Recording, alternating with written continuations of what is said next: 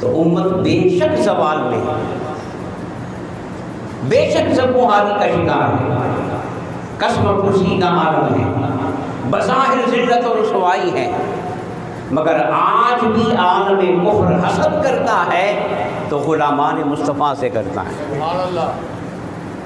اس کی وجہ یہ ہے کہ بہت سی نعمتیں ہیں جو ان کے پاس یہ غلط معلوم ہے۔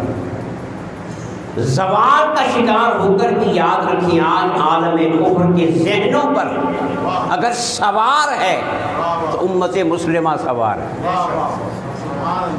وہ جانتے ہیں کہ یہ جیسے بھی ہیں، یہ پر ہیں بدر والے،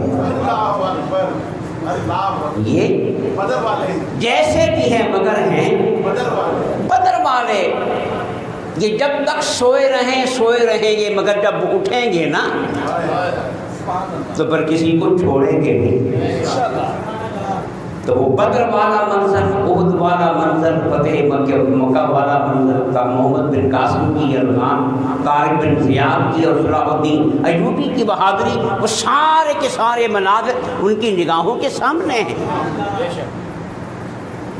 باقی ہر اعتبار سے دنیا کے مادی خزانے اللہ نے سب سے زیادہ کس کو دیے، وہ استعمال نہ کر سکیں تو ان کی نااہلی، وہ دریافت نہ کر سکیں تو ان کی لا علمی، مگر مولا نے مصطفیٰ کا صدقہ سب کچھ دے دیا۔